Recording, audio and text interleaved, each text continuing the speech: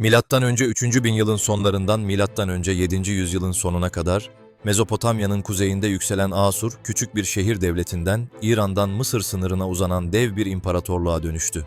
Asur'un kalbi Dicle kıyısındaki Aşşur şehrinde atıyordu.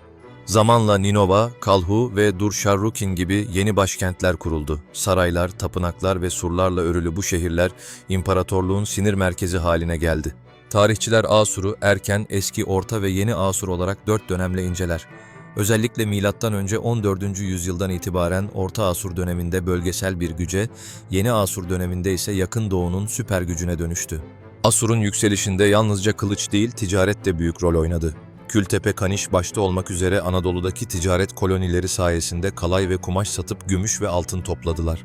1. Aşuruballit ve onu takip eden krallar Mitanni etkisini kırarak Fırat'a kadar uzanan Orta Asur krallığını kurdular. Asur, Kuzey Mezopotamya'da büyük bir güç haline geldi fakat iç karışıklıklar ve göçebe Arami baskıları imparatorluğu yıprattı. Milattan önce 9. yüzyıldan itibaren yeni Asur kralları sahneye çıktı. Yeni Asur kralları 3. Tiglat-Pileser, 2. Sargon ve Sanherib doğudan batıya uzanan dev bir imparatorluk kurdu. Asur ordusu çağının durdurulamaz gücü olarak görülüyordu. Asur'un gücü yalnızca savaşta değil, yönetiminde de gizliydi. İmparatorluk toprakları eyaletlere bölünmüş, her biri güçlü valiler tarafından yönetiliyordu.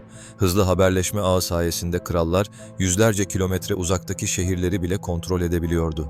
Asur ordusu, profesyonel birlikler, savaş arabaları, ağır zırhlı piyadeler ve süvarilerden oluşan karmaşık bir makineydi. Demir silahlar, gelişmiş kuşatma kuleleri, koçbaşları ve köprü sistemleriyle surlu kentleri bir bir düşürdüler. Bu askeri model sonraki imparatorluklar için adeta bir şablon haline geldi. Ninova, Asur ve Kalhu'da dev saraylar, aslan avı kabartmaları ve kabartma savaş sahneleriyle süslü duvarlar yükseldi. Asurbanipal'in kütüphanesinde binlerce kil tablet toplandı. Gılgamış Destanı gibi pek çok metin bu koleksiyon sayesinde günümüze ulaştı. Milattan önce 7. yüzyılın sonunda Babil ve Med koalisyonu Asur'a karşı ayaklandı. Ninova ve diğer başkentler ağır kuşatmalarla yerle bir edildi.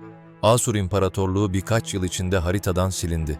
Siyaset sahnesinden çekilen Asur halkı, yüzyıllar boyunca bölgedeki diğer topluluklar içinde eriyerek varlığını sürdürdü. Asurlular yalnızca sert seferleriyle değil, idari sistemleri, yazılı arşivleri ve sanatlarıyla da kalıcı bir miras bıraktı. Eyalet düzeni, vergi sistemi, propaganda yazıtları ve kabartma üslubu, sonraki Yakın Doğu imparatorluklarını derinden etkiledi. Asur İmparatorluğu, Mezopotamya tarihinin en sert ama en örgütlü güçlerinden biriydi.